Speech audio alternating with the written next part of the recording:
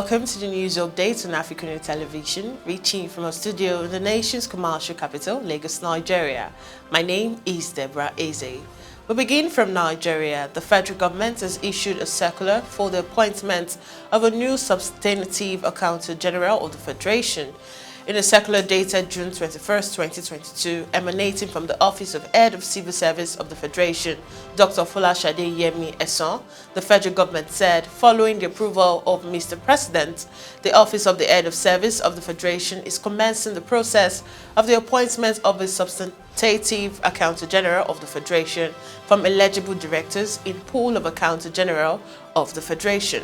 The position, according to the circular, is for those who have attained the position of substantive director on level 17 salary grade level on or before 1st of January 2020. It was further learned that eligible directors in the pool of the AGF were jostling to make the list. An unconfirmed sources privy of the development said no fewer than 20 directors have also submitted application for top jobs. The suspended Accountant General of the Federation, Ahmed Idris, will face a disciplinary panel after his court trial, the Association of National Accountants of Nigeria has said. And now moving on, despite assurances of supply and continuous provision of service, scarcity of premium motor spirit, that is petrol, has failed to abate in major cities in the country, especially in Lagos State and the Federal Capital Territory, Abuja, as motorists and businesses count losses. This is coming despite the agreements reached between Petroleum Pipeline Marketing Company and retailers of the PMS for direct supply of the product to fuel stations in strategic locations in the country, especially Lagos and Abuja. The president of Petroleum Product Retail Outlets Owners Association of Nigeria, Billy Gillis Ari, said in a meeting with PPMC, has led to the direct supply of PMS to retail outlets in some key locations in the country with strict joint monitoring that would ensure that product is not diverted. At that, Gillis Ari said the only sustainable solution to the growing fuel crisis in the country is for the federal government to allow full deregulation of the downstream segments of the petroleum industry. And according to him, it now takes over 9 million naira to take delivery of a 45,000-litre truck, adding that the cost of diesel to transport the product as well as operate the station is no longer sustainable. He pledged the authority and Nigerians that despite all the challenges, it has resolved not to embark on any industrial action as a conflict resolution technique. And still in Nigeria, Nigeria has called on the President Sissoco Embalo-led new leadership of the Economic Community of West African States, ECOWAS, alongside a newly composed commission to work harder to resolve lingering issues in the region. Vice President Yemi Osinbajo made the call yesterday while speaking with journalists at the end of the 64th Ordinary Section of ECOWAS held in Accra, Ghana. He noted further the new leadership under President Sissoco Embalo, Guinea-Bissau, must step up efforts and address those very many responsibilities the region faces today. Osinbajo, however, added that besides the challenges, the region is witnessing appreciable progress in the ECOWAS common currency policy, noting there are things we should be happy about. Earlier, at the opening section of the summit chaired by Akufo-Addo, the efforts and commitments of Nigeria under President Muhammadu Buhari in containing the COVID-19 pandemic and in addressing other challenges across the region were appreciated by the authority of the heads of state and government of ECOWAS. And now away from Nigeria, Sudan's top general announced on Monday that armed forces would step away from government in a bid to resolve the political crisis. In a televised speech broadcast on Monday, co-leader Abdel Fattah al-Burhan said the army would make way for a civilian government. He said, and I quote, "I call on the various components of the people, especially the youth, to adhere to peace. Everyone has the right to express their opinion, and your sacrifices are appreciated, and your hopes for a democratic transition are fulfilled. Your armed forces will not stand in its way." End of quote. Monday's announcement came after 5 days of peaceful sit-ins by pro-democracy groups, and Burhan promised to dissolve the ruling council, but did not specify any date or who will replace the military at the negotiating table. Now still on the foreign scene, Democratic Republic of Congo's President Felix Tshisekedi will meet his Rwandan counterpart Paul Kagame for talks in Angola this week, officials said on Monday, June 4th. It is not clear what the subject of the meeting is, but it is expected that this would be an opportunity to discuss current diplomatic issues between both countries. Now, there has been a surge of attacks in eastern Congo by M23 rebel group, which Kinshasa accuses Kigali of backing. Rwanda denies supporting the rebels and has in turn accused Congo of fighting alongside insurgents and a face-off that raised fears of fresh conflict in the region. The meeting is likely to take place on Wednesday in Angola's capital, Luanda, as Congo has welcomed the plan but said it would not accept the involvement of Rwanda.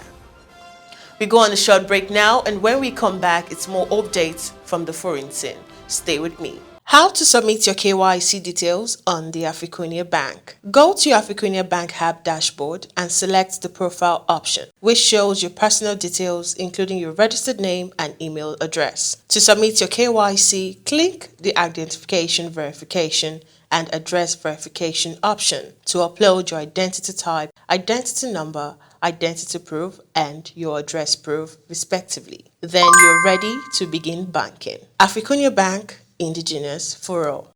Welcome back onto the foreign scene today. Torrential rain kept battering Australia's east coast on Tuesday, intensifying the flood crisis in Sydney as thousands more residents were ordered to leave their homes after rivers swiftly rose past danger level. About 50,000 residents in New South Wales, most in Sydney's western suburbs, have been told to either evacuate or warned they might receive evacuation orders, up from Monday, 30,000, authorities said.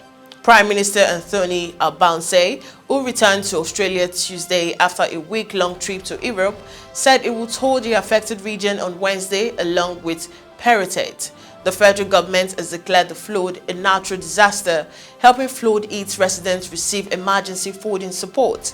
And the Insurance Council of Australia, which declared the flood a significant event, urged affected people to apply for claims, even though the full extent of damage was unknown now. And now moving on, Russia set their sights on their next objective in Ukraine's eastern Donetsk province on Tuesday after President Vladimir Putin claimed victory in neighboring Luhansk province and 5-month-long war entered a new phase. The capture of the city on Sunday completed the Russian conquest of Luhansk on one of two regions in Donbass, the industrialized eastern region of Ukraine, that has become the site of the biggest battle in Europe in generations.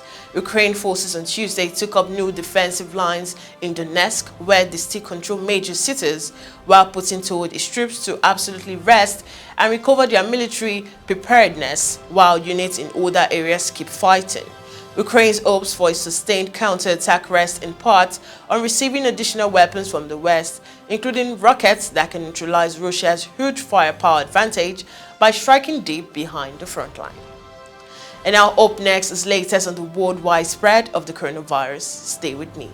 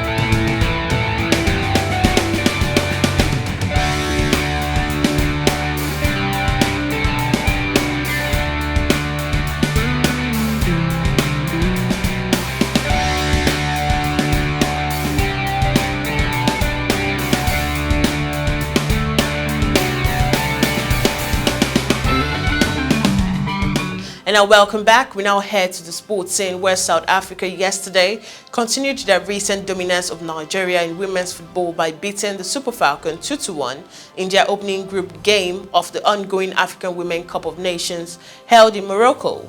Yesterday, there was no doubt that the Banyana Banyana had Falcons' numbers as they dominated the first half and the better part of the second stanza. The dominance paid the right dividend in the second half when Siopos Enwe opened the scoring in the 60th minute after some good work by Sisene Nigeria will meet Botswana in their second game on Thursday, while South Africa will play Burundi same day. The Super Falcons will round off their group stage fixtures on Sunday against Burundi, while Banyana Banyana will meet Botswana. And finally, Barcelona on Monday announced the signing of Ivory Coast midfielder Kessie on a free transfer from Italian champions AC Milan.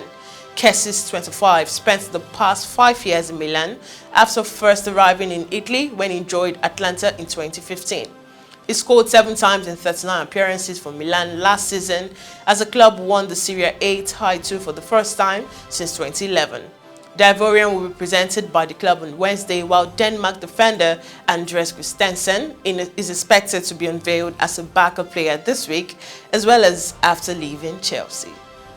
And that concludes the news update on AFRICUNIA television. To stay connected and updated to our news and other programs, subscribe to our YouTube channel on www.youtube.com/africunia.tv. Follow all our social media platforms on Jointon Pangram, Instagram, Facebook, and on Twitter in that respective order. Once again, I am Deborah Ezeh. Many thanks for watching.